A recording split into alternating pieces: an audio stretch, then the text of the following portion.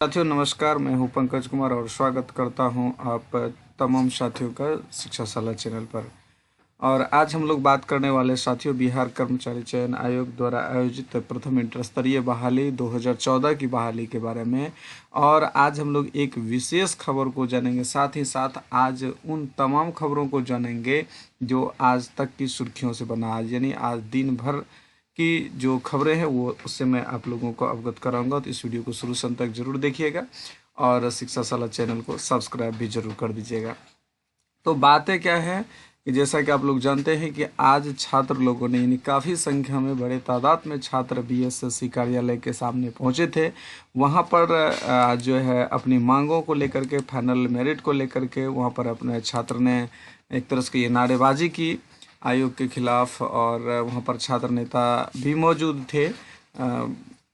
और इसके बाद जो बातचीत हुई उससे मैं आपको अवगत करने जा रहा हूँ। तो उसमें हुई क्या बातचीत फाइनली ये बातचीत हुई कि जो फाइनल मेरिट वाला मैटर था उसको लेकर के बहुत सारे छात्र तो नहीं, उसमें छात्र नेता जो दिलीप हैं वो जो है और उनके साथ कुछ सहयोगी जो है वो अंदर गए। तो फाइनली वहाँ पर बताया गया, ना तो वहाँ पर सचिव महोदय थे और ना ही अध्यक्ष महोदय थे। तो प्रभारी सचिव जो होते हैं, प्रभारी जिनको दिया जाता है, तो वो प्रभार सचिव वहाँ पर मौजूद थे।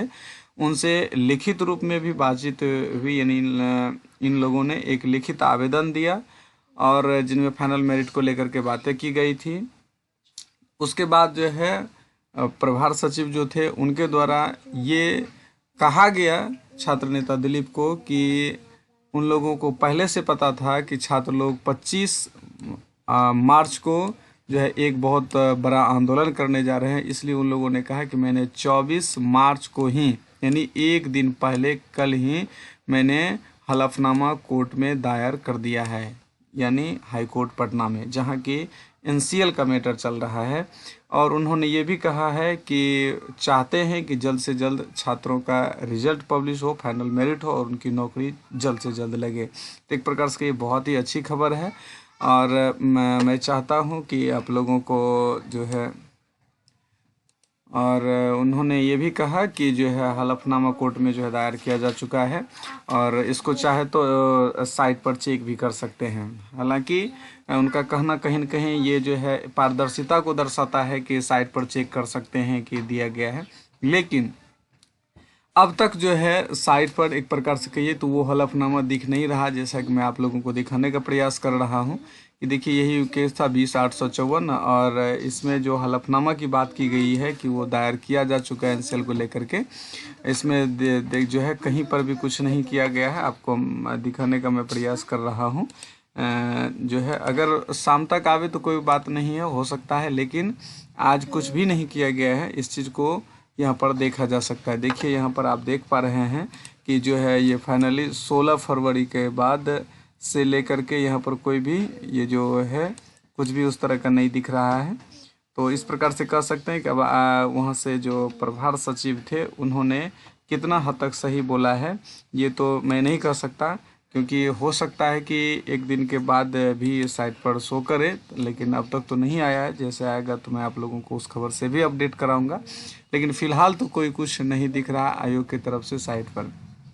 तो फाइनली डिसीजन जो वही मिला है कि आप लोगों को घबराना नहीं है, अब वेट करना है, सिर्फ और सिर्फ साइट को देखते रहना है कि कब जो है ये एनसीएल वाला मैटर को लेकर के नोटिस लगाई जा सकती है, क्योंकि एनसीएल का मैटर जो है वो पूर्ण रूप से समाप्त हो चुका है।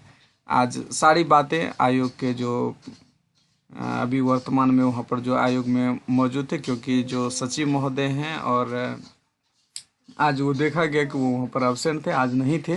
तो प्रभार सचिव जो थे उन्होंने जो बातें कही उनसे यही उम्मीद किया जा सकता है कि हम लोगों को एकदम अब जो है बी पॉजिटिव यानी पॉजिटिव रहना है और बहुत जल्द जो है नोटिस हम लोगों को साइट पर दिखने का दिख सकता है। तो खबरें ये थी विस्तार से। तो जब तक कि नोटिस हम लोगों को दिख नहीं जाता है, क्योंकि आश्वासन कई बार दिया जा चुका है, इस बात को आप लोग भी जानते हैं, लेकिन जब तक खबरें नहीं आती साइट पर तब तक हम लोगों को संतुष्टि नहीं मिल सकता है।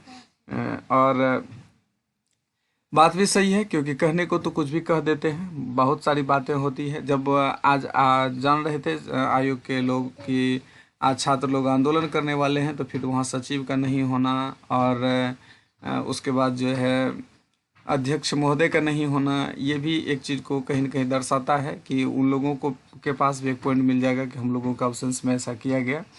तो एक तरह से कहिए कि कोर्ट में एक मामला हो सकता है, लेकिन उन्होंने साफ तौर पर कह दिया कि कोर्ट में हमारे वकील जो हैं वो 6 तारीख को प्रेजेंट रहेंगे, और उस दिन छात्र के तरफ से जो एडवोकेट हैं उनका कहना हुआ कि वो भी प्रेजेंट रहे, और उस दिन जो भी मामला होगा उसको क्लियर कर दिया जाएगा। लेकिन एक बात और उन्होंने जो कही, इसको भी आप लोग ध्यान दीजिएगा कि जब तक कोर्ट का डिसीजन नहीं आ जाता है तब तक आयोग जो है फाइनल मेरिट जारी नहीं कर सकती। ये बात भी उन लोगों ने कहा, क्योंकि कहा कि इस संबंध में कई बार जो है पूर्वाधिकारी लोग जो है वो जेल जा चुके हैं। तो जो बातें ये मैं बता रहा हूँ, ये जो मुझे जानकारी मिली है अन्य सूत्रों से, वो मैं आपके सामने से साझा कर रहा हूँ। तो चलिए, अन्य जो भी खबरें आती है उसको मैं आप लोगों तक ज़रूर पहुँचाने का प्रयास करूँगा, अपडेट करूँगा, और उम्मीद है कि ये खबरें जो है हम लोगों के लिए एक बहुत ही अच्छी और सुखद खबर है। अब उम्मीद है कि फाइनल जो है वो एक बार, चाहे वो बिहार कर्मचारी चयन आयोग के साइट पर हो या उच्च न्यायालय पटना के साइट पर हो, कुछ डिटेल दिख जाए तो हम लोगों को विशेष संतुष्टि होगी और हम लोग एक सुखी का अनुभव करेंगे। तो चलिए छात्रों, इस वीडियोज़ में इतना ही। उम्मीद करते हैं कि ये खबरें हम लोगों के लिए लाभदायक है, और अगर लाभदायक है तो इस चैनल को सब्सक्राइब कर दीजिए, और मिलते हैं हम लोग नेक्स्ट वीडियो में। धन्यवाद।